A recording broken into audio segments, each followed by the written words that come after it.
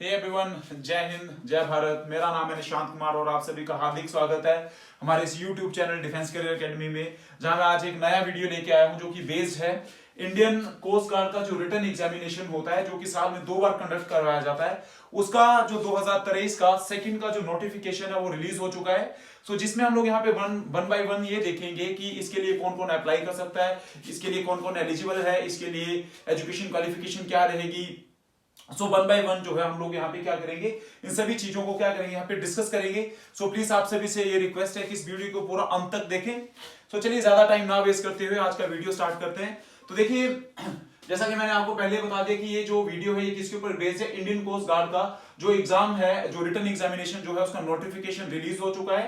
देखिए अभी तक हो सकता है आप लोगों को वेबसाइट पे ना मिले, क्योंकि अभी तक इसका जो फिलिंग का जो डेट है वो नहीं आया। वो 4-5 दिन के बाद ही आप लोगों को देखने को मिलेगा। तो देखिए, इसका जो एप्लीकेशन को जो फिल करने का मोड रहेगा वो कैसा रहेगा, ऑनलाइन मोड रहेगा। दूसरा, इसका जो एग्जामिनेशन जो है वो स्टार्ट कब से होगा भरना, वो स्टार्ट होगा भरना 6 फरवरी 2023 से लेके 16 फरवरी 2023 तक जो रहेगी इसको भरने की जो लास्ट डेट रहेगी। और इसका जो एग्जाम है उसको कब तक कंडक्ट करवाया जाएगा, वो कंडक्ट करवाया जाएगा मार्च 2023 में जो है, हो सकता है मिड में जो है, मतलब 15 मार्च के बाद जो है इसके एग्जामिनेशन का जो है वो डेट आ जाए। दूसरा, इसके लिए एजुकेशन क्वालिफिकेशन क्या है। देखिए, अब एजुकेशन क्वालिफिकेशन की अगर हम लोग बात करें तो मिनिमम जो है इसमें एजुकेशन जो क्वालिफिकेशन रहती है वो 10th और +2 तो रहेगी। ठीक है, देखिए ये जो इंडियन कोस्ट गार्ड का जो रिटन एग्जामिनेशन है इसको 2 कैटेगरी में डिवाइड किया जाता है। एक नाविक जीडी मतलब जनरल ड्यूटी में, जिसमें कंपल्सरी रहता है कि बच्चे ने +2 की हो एक रिकॉग्नाइज्ड बोर्ड से, और जिसमें मैथ्स और फिजिक्स जो हो कंपल्सरी रहता है। दूसरा, अगर बंदा किसके लिए अप्लाई कर रहा है, कैंडिडेट अगर अप्लाई कर रहा है डीबी के लिए, नाविक डीबी के लिए, डोमेस्टिक ब्रांच के लिए, तो उसको जो है वो 10th, उसके लिए ओनली कंपल्सरी है कि उसको जो 10th पास होना चाहिए किसी रिकॉग्नाइज बोर्ड से। और दूसरा, देखिए कोई भी कैंडिडेट दोनों एग्जामिनेशन के लिए अप्लाई नहीं कर सकता, वो सिर्फ एक ही एग्जाम के लिए क्या कर सकता है, अप्लाई कर सकता है। अगर कोई कैंडिडेट 2 एग्जाम के लिए अगर अप्लाई करता है तो उसका जो फॉर्म है वो रिजेक्ट कर दिया जाएगा। प्लीज इस बात को अपने ध्यान में रख लेना कि दोनों एग्जामिनेशन के लिए आपको अप्लाई नहीं करना है, आप पर्टिकुलरली सिर्फ एक एग्जाम के लिए क्या कर सकते हैं, अप्लाई कर सकते हैं। दूसरा, देखिए इसके लिए जो एज रहेगी, इसके लिए जो मिनिमम एज है वो रहेगी 18 साल, और जो इसके लिए मैक्सिमम एज है वो कितनी रहेगी, 22 साल तक रहेगी, दोनों के लिए, नाविक जीडी और नाविक डीबी के लिए। दूसरा, जो कैंडिडेट है वो बोर्न होना चाहिए 1 सितंबर 2001 से लेके 31 अगस्त 2005 के बीच में। जितने भी कैंडिडेट्स बोर्न है वो इस एग्जाम के लिए क्या कर सकते हैं, अप्लाई कर सकते हैं। तीसरा, देखिए एज रिलैक्सेशन। तो देखिए सबसे बड़ी बात, अगर हम लोग डिफेंस के जितने भी एग्जाम है अगर उनकी बात करें तो बड़े कम एग्जाम होते हैं जिसमें एज का रिलैक्सेशन मिलता है। बट कोस्ट गार्ड के एग्जामिनेशन में जो है वो एज का रिलैक्सेशन भी दिया जाता है, जिसमें एससी और एससी के कैंडिडेट्स को जो है एज रिलैक्सेशन रहता है कितना, 5 साल का, और जो ओबीसी के कैंडिडेट्स हैं उनको कितने का रहता है, 3 साल का जो है वो एज रिलैक्सेशन दिया जाता है। ठीक है, चलिए अब आप नेक्स्ट अब हम लोग देखेंगे कि इसके लिए जो नंबर ऑफ वैकेंसी है वो क्या रहेगी, और साथ में इसका जो एग्जामिनेशन मोड है वो कैसा कैसा रहेगा।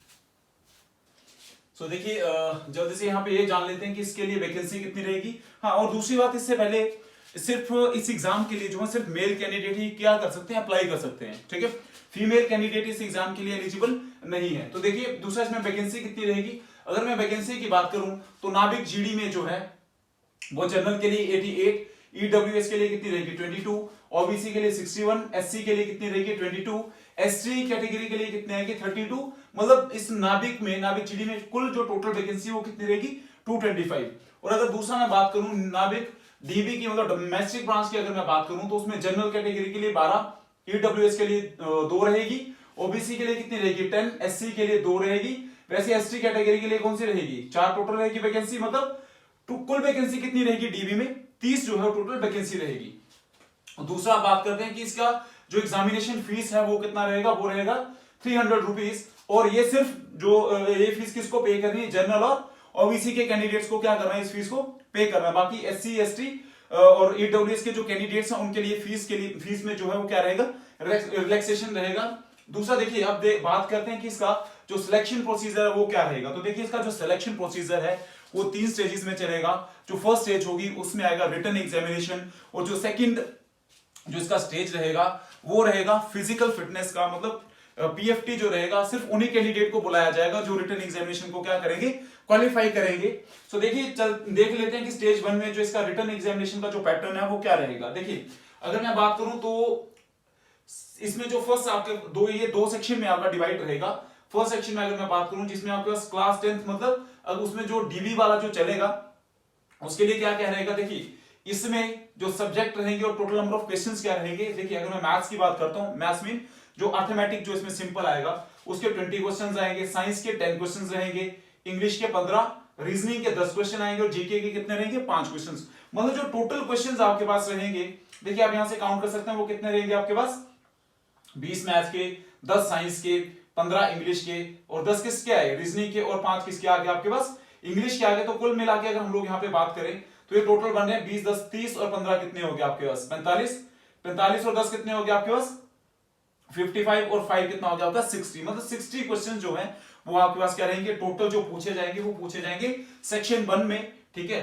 और ये सिर्फ किसके लिए आएंगे, नाविक डीवी के लिए। और इसमें देखिए पासिंग के लिए जो जनरल और ओबीसी के जो कैंडिडेट्स हैं वो उनके लिए जो पासिंग मार्क्स रहेंगे वो कितने रहेंगे 30, और जो एससी और एसटी वाले जो उनके लिए पासिंग मार्क्स कितने रहेंगे 27 किसमें सेक्शन 1 में। और दूसरा अगर मैं मैक्सिमम मार्क्स की बात करूं तो जो मैक्सिमम मार्क्स इसके लिए रहेंगे वो कितने रहेंगे 45, और इस सेक्शन 1 को कंप्लीट करने के लिए जो टाइम आपको मिलेगा जो निर्धारित समय रहेगा वो रहेगा 45 मिनट का। अब चलिए दूसरी बात करते हैं सेक्शन 2 की, जिसमें आपके पास जो इसका जो रहेगा सेक्शन 2 में जो आपसे पूछे जाएंगे वो आएंगे क्लास +2 के लिए, मतलब जो हमारा नाविक जीडी का है। देखिए आपको पहले तो एक बात क्लियर कर दूं कि अगर हम लोग नाविक डीबी की अगर बात करें तो उनको सिर्फ सेक्शन 1 ही क्या करना है क्वालिफाई करना है। बट अगर हम लोग नाविक जीडी की अगर बात करें तो उनके लिए कंपलसरी है सेक्शन 1 और सेक्शन 2 भी। तो देखिए सेक्शन 2 में क्या आएगा 25 क्वेश्चन मैथ्स के आएंगे और 25 किसके आएंगे फिजिक्स के। और दूसरा जो इसके लिए देखिए इसके लिए जो पासिंग मार्क्स रहेगा जनरल और ओबीसी के लिए वो रहेगा 20 मार्क्स का, और जो एससी और एसटी कैटेगरी के लिए वो कितने, मतलब उनको सिर्फ 17 मार्क्स ही निकालने हैं पेपर को क्वालिफाई करने के लिए। और इसके लिए देखिए जो मैक्सिमम मार्क्स रहेंगे वो कितने रहेंगे 50, और इस स्टेज 2 को जो है वो कंप्लीट करने के लिए आपको कितना, सॉरी स्टेज 2 नहीं सेक्शन 2 को जो है क्वालिफाई करने के लिए इस पेपर को करने के लिए आपको 30 मिनट का जो है वो समय मिलेगा। तो मतलब आप ये देख सकते हैं कि अगर हम लोग सिर्फ डीबी की बात करें तो उसमें कम से कम आपको जो है 60 क्वेश्चंस अटेम्प्ट करने कितने में 45 मिनट में। और सेक्शन 2 में अगर हम लोग नाविक जीडी की भी अगर साथ में बात करें तो उनको ये वाला सेक्शन तो करना ही करना है, साथ में 50 जो इसका टोटल नंबर रहेंगे किसके सेक्शन 2 के, जिसमें आपके पास 50 क्वेश्चंस रहेंगे, उनको कंप्लीट करने के लिए आपको जो टाइम मिलेगा वो कितने का मिलेगा 30 मिनट का। तो देखिए पेपर बड़ा इजी आता है, वो ज्यादा टफ पेपर नहीं होता। बस हाँ बच्चे मार कहां पे खाते हैं, एक तो टाइम इसमें लिमिटेड होता है, ठीक है। सो देखिए आपको पेपर ऐसे हिसाब से आपको अटेम्प्ट करना है कि जो आपको सेक्शन 1 में जो पहले आपको सेक्शन इजी लगता है, जैसे मैथ साइंस जो भी है पहले उसको अटेम्प्ट करिए, ठीक है। क्योंकि आपको साथ में ये भी दिमाग में रखना है कि आपको जो एग्जामिनेशन का जो मिनिमम पासिंग का जो क्राइटेरिया उसको भी क्या करना है, आपको क्वालिफाई करना है, ठीक है। उसके बाद फिर आप क्या कर सकते हैं आगे उसको प्रोसीड कर सकते हैं उसमें। दूसरा मैथ्स और फिजिक्स, देखिए भाई 50 क्वेश्चन है और 30 मिनट का टाइम है, ठीक है। तो इसमें सेक्शन 2 में जो है ना नाविक जीडी में बच्चे मार खाते हैं। तो देखिए सबसे पहले उसी मतलब देखिए मैथ्स में वही क्वेश्चंस करिए जो आपको इजीली, जिनको आप क्या कर सकते हो सॉल्व कर सकते हो। फिजिक्स में भी वैसा ही करिए, ठीक है। फिर देखिए क्योंकि आपको मिनिमम जो है ना कट ऑफ को तो आपको क्रॉस करना ही पड़ेगा। अगर आपके मिनिमम 50 में से अगर आपके 20 नंबर बनते हैं तो मींस आपका जो एग्जामिनेशन है वो क्या हो जाएगा क्वालिफाई हो जाएगा, ठीक है। देखिए ये था रिटन एग्जामिनेशन का प्रोसीजर कि रिटन एग्जामिनेशन में नाविक जीडी और नाविक डीबी में आपसे कौन कौन से सब्जेक्ट पूछे जाएंगे, उसके लिए टाइम क्या रहेगा, वो मैंने आपके साथ यहाँ पे पूरा उसको क्या कर दिया डिस्कस कर दिया है। अब देखिए अब इसके बाद हम लोग बात करेंगे किसका, जो इसमें आपके पास आएगा सेक्शन मतलब स्टेज 2। अगर मैं स्टेज 2 की अगर बात करूं, ठीक है, देखिए स्टेज 2 की अगर मैं बात करूं तो स्टेज 2 में क्या रहेगा कि जो बच्चे इस मिनिमम क्राइटेरिया को जो क्वालिफाई करेगा, जो बच्चे इसमें सेलेक्ट होंगे उनको पीएफटी के लिए बुलाया जाता है। पीएफटी मतलब फिजिकल फिटनेस टेस्ट के लिए उनको बुलाया जाएगा, जिसमें क्या रहेगा पीएफटी में जो उनके लिए क्राइटेरिया रहेगा उनको आएगा 1.6 किलोमीटर की जो होगी 1.6 किलोमीटर की उनकी रनिंग रहेगी, जिसमें उनको टाइम कितना दिया जाएगा 7 मिनट का। कितना 7 मिनट का। ये बच्चे इतनी मतलब 7 मिनट में 1.6 किलोमीटर इजीली उसको क्या कर लेते हैं क्वालिफाई कर लेते हैं। दूसरा उसमें आपके पास जो रहेगा 20 आपके पास रहेंगे उठक बैठक, मतलब जो स्क्वाट जो होते हैं कितने 20 आपको जो क्या निकालना है उठक बैठक निकालने, और 10 इसमें क्या रहेंगे आपके पास पुलअप्स रहेंगे। तो ये रहेगा आपके पास पीएफटी का, जिसमें देखिए मैंने आपको बताया कि एक तो 1.6 किलोमीटर का जो है वो क्या करना पड़ेगा, रनिंग आपको करनी पड़ेगी। दूसरा साथ में 20 जो है वो आपके पास क्या रखेंगे, उठक बैठक आपके रहेंगे, उठक बैठक। और इसमें जो तीसरा आएगा वो रहेगा 10 आपके पास क्या आएंगे, पुलअप्स आएंगे, ठीक है। 10 आपके पास पुलअप्स आएंगे, 20 आपका उठक बैठक रहेगा और 1.6 किलोमीटर आपकी रनिंग रहेगी कितने में, 7 मिनट में। देखिए फिर जो बच्चे इस एग्जामिनेशन को क्या करेंगे, मतलब पीएफटी को क्वालिफाई करेंगे, बाद में उनको बुलाया जाएगा मेडिकल एग्जामिनेशन के लिए। तो वैसे तो ये इसका फिजिकल के साथ ही सारा का सारा कंप्लीट हो जाता है, ठीक है। देखिए फिर जो बच्चे मेडिकल में फिट होंगे एट द एंड जो है उनका क्या रहेगा, एक फाइनल मेरिट बनेगा। जो बच्चे फिर उस फाइनल मेरिट में सेलेक्ट होंगे उनका एक फाइनल दोबारा से मेडिकल होता है, वो होता है आपका कहां पे, आईएनएस चिल्का में। कहां पे होगा, आईएनएस चिल्का में। फिर उसके बाद जो है सिलेक्टेड कैंडिडेट्स की, जो बच्चे मेरिट में सेलेक्ट होते हैं उनका जो है वहां पे ट्रेनिंग स्टार्ट हो जाता है, ठीक है। सो देखिए ये था इसका एक जो मतलब नोटिफिकेशन जो रिलीज हुआ है, उसमें पूरा मैंने आपको यहाँ पे जो इसका क्राइटेरिया था उसको मैंने 1 बाय 1 आपके साथ क्या किया है, डिस्कस किया है। तो देखिए इसके मैंने स्टार्टिंग में भी बताया था कि अभी तक आपको इसका जो ऑनलाइन नोटिफिकेशन है वो नहीं मिलेगा, ये 4 या 5 दिन के बाद जो आपको देखने को मिलेगा। दूसरी चीज क्या कि इसको जो भरने का, एग्जामिनेशन भरने का जो डेट है वो मैं पहले भी डिस्कस कर चुका हूं, दोबारा फिर से डिस्कस कर रहा हूं।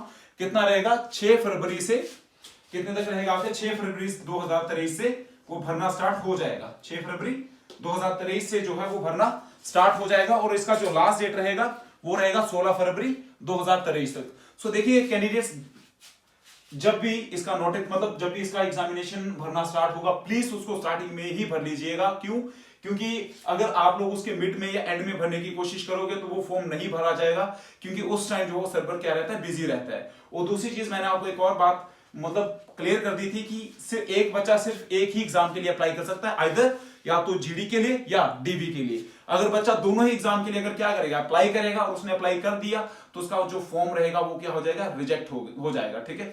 सो ये था इंडियन कोस्ट गार्ड के बारे में, जो इसका एग्जामिनेशन का जो नोटिफिकेशन रिलीज हुआ है।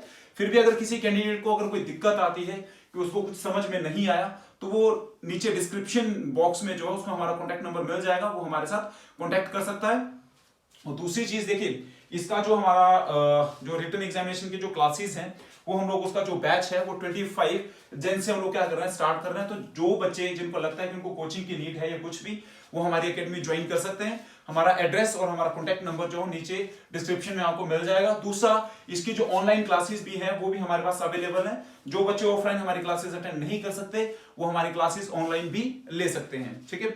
सो देखिए अगर आपको लगता है कि ये वीडियो आपके लिए इंफॉर्मेटिव है, और दूसरा उन कैंडिडेट्स के लिए भी इंफॉर्मेटिव रहेगी जिन कैंडिडेट्स को, जो कैंडिडेट इस एग्जाम को भरना चाहते हो, तो प्लीज इस वीडियो को क्या करिए, शेयर कीजिएगा। और दूसरा प्लीज लाइक और कमेंट जरूर करें अगर आप लोगों को ये वीडियो अच्छा लगा हो तो।